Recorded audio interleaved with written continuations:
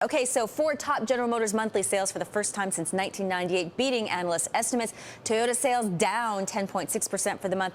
George Magliano, director of automotive research at IHS Global Insight, joins us now with his reaction and outlook. George, great to see you. Let's begin with some of these management changes GM is announcing as part of its restructuring plan.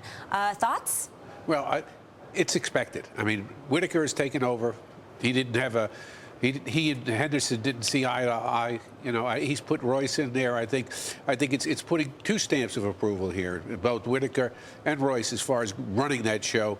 And I think the message has been sent out loud and clear. The old GM management style, that's gone. So the big name, Brian, or of all of the management job changes, Brian Nesmith leaving Cadillac, that is the one that seems to stand out to me. Is that a big deal? Yeah, I think he's going back to where he's really has his strengths, and that's going to be good. I mean, Cadillac General Motors has done a very good job with Cadillac. They're going to continue to push Cadillac.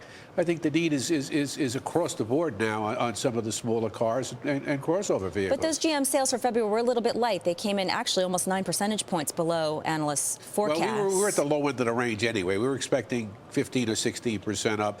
With the snow, I could, 11, 12%. But at the end of the day, Ford exceeded expectations by about a factor of 2. I mean, it's like that increase was humongous, and I think the issue is how are they building on the successes of recent months? The first issue, of course, is the bankruptcy. They didn't take the government money, and you can't downplay how that makes them look better vis-a-vis or versus General Motors and Chrysler.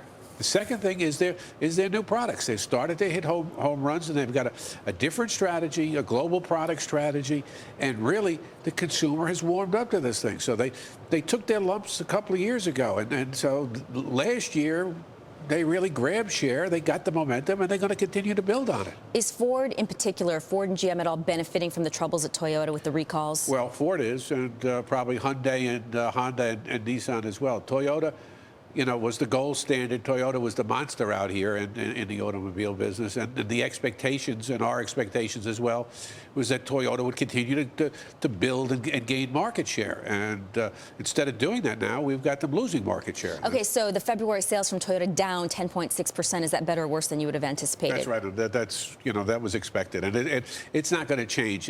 It's a very interesting pattern. They're spending a lot of money. But the issue right now is still a recall. All right, they're going to put $2 billion out there, and there's going to be some great deals. And, of course, a lot of probably the older buyers are going to buy a Toyota anyway. But the issue in our mind with Toyota is not this year, but longer term. How so? They're not going to get the younger buyer. They're not going to get the conquest sales, the people they took away from the other manufacturers because of this recall. If the younger buyer perhaps is aiming for, or would have been aiming for the Prius, again, Ford's got to probably, with its electric and hybrid models coming to market in the next year or two, is it going to take that market away from Toyota? It's not just the Prius. The Prius is probably the best of in their product offering as far as that goes, as far as having the strength.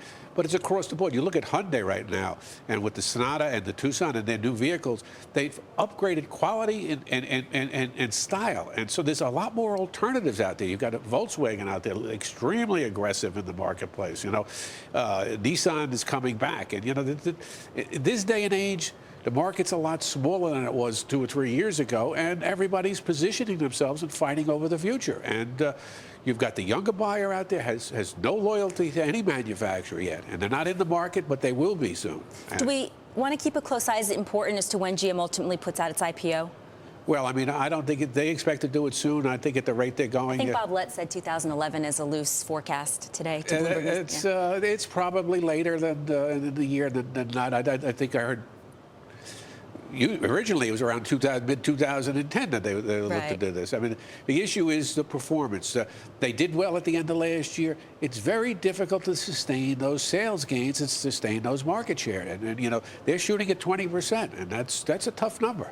All right, George Magliano, Director of Automotive Research at IHS Global Insight. Thanks for your time summing up all the auto sales numbers for us today. Thank you.